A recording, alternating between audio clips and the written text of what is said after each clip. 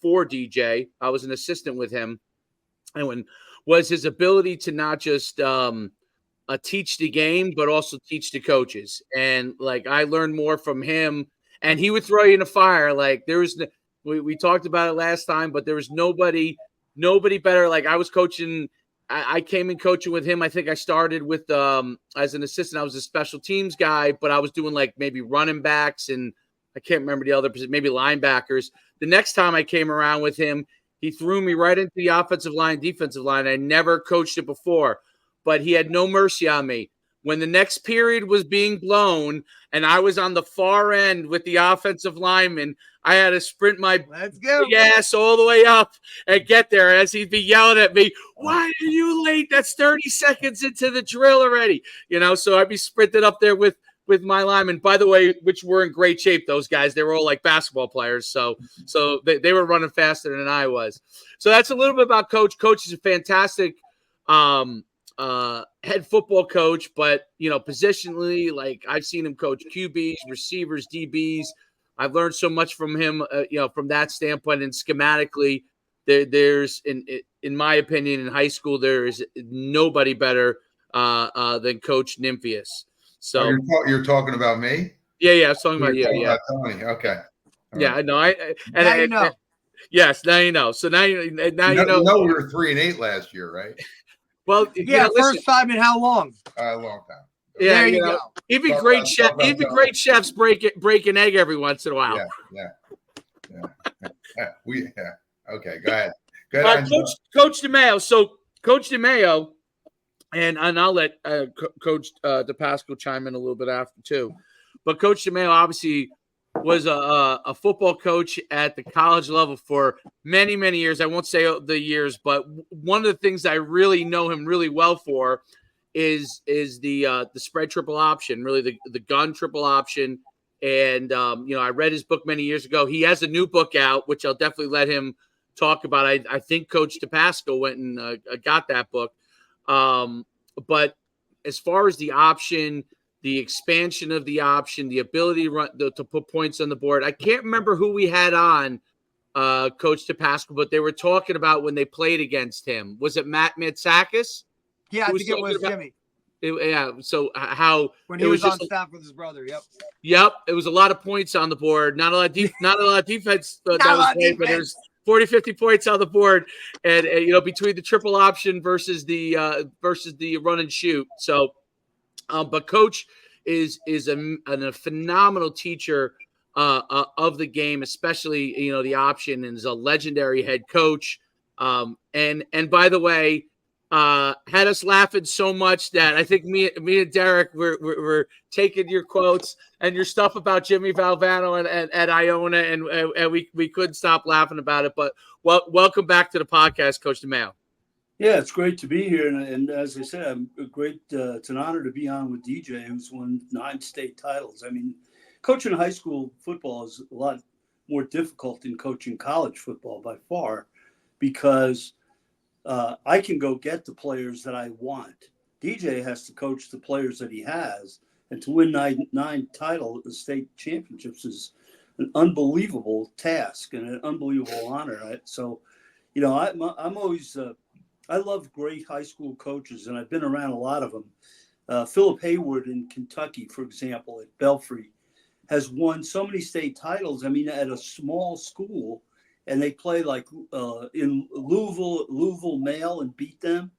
I mean, he's just a great coach. Or Tony DiMatteo up in New York is a great football coach. Tony, I like him for 2 reasons. Number one, he's Italian. Number 2, I'm Italian, so I figure that's a pretty good mix. But I've known Tony forever. And when I was at Iona, he was one of the key guys. Anybody who didn't get signed, he sent to me. And so half my starting lineup was from him. And they were already coached. That's what I mean about being a high school coach. I benefited from his coaching ability. And I'm sure a lot of college coaches have benefited from DJ's coaching ability. So coaching high school football, I have great respect for them because they do a better job. Quite frankly, I mean, they don't have to recruit. If they could, they'd be even better. But they really make the best use of their players much more than college coaches. That's my opinion. I think, Well, yeah, Dave. I think in that case, because I know Tony's background, and I've been in the room when he spoke, and because I'm from New York, I know Iona. My mother's a graduate of New Rochelle. My dad's a graduate of Pelham. And, even though I grew up on Long Island, I'm very well aware of it. And an interesting thing for Coach Demeo, I listened to your podcast with these guys, and you spoke about Coach Valvano. Now, I was a little young yet. I think I was only like a freshman in high school. But all those kids he brought were from Long Island. Jeff Rulin, the Vickers brothers, Kevin Hamilton. Yeah, Middleton. Yeah, he was in the program too. But all those guys were Long Island guys when I was a freshman in high school, and basketball was really a big thing. So Yeah. I always wondered why those guys weren't getting recruited as much. But once, I think he had to get Glenn Vickers first. That was the big one. Yeah, Glenn, he was a great player. Yeah, and Glenn and Brian were both very good high school football players. And then he got Jeff Rulin, and then the whole world changed when he got Jeff. So Jeff was one of the great guys too. I mean, he was always hung around with the football players. Was a great guy. It was interesting. Valvano, when he went after Rulin, he knew Rulin was going to be the difference, and he went after him, tooth and nail. But his philosophy of recruiting DJ was, it's like putting stones in a jar. Get the big stone and put them in first, and then the littler stones, then the pebbles, then the sand, and then you'll fill up the jar. But if you put the little pebbles in first, you might not get the big one in there. So he went after Vickers first, because he told me Vickers will help me get Rulin. Vickers will get you anyway. That's the way it worked. Yeah. Here's an interesting thing about Valvano. He was a high school quarterback at Seaford High School. Yeah. Wow. So we were recruiting, and he had the cubicle next to mine. And he would spend more time in my cubicle than he was in his. And every once in a while, I got a word in. So anyway, he brings in this old film, and he says, "Hey, here's a quarterback. You got to recruit this kid. He's phenomenal."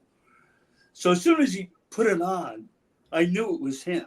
It just the way he was moving around. And he was wearing number 12 and had white shoes. And I said, "God, come on, Jimmy." I said, "This guy has no athletic ability at all." I said, "He looks like a clown." And he was getting madder and madder. He goes, "Look at him throw. Look at him throw." I said, "Come on, there's a wobble in it. He doesn't even throw a good spiral. He's horrible. Where'd you get this thing?" And then I couldn't stop. I had to quit because he was getting so upset. But he was a character. I mean, I had so much fun with the guy, and he taught me a ton. I was 40 years younger than him. Pardon me?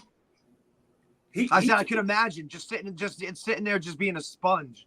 He was 4 years older than me, and he talked about the secrets of winning. And he said every game has a formula to win, and your job as a head coach is to find that formula. So sometimes it might be to put your foot on the gas and run fast break, a high speed tempo.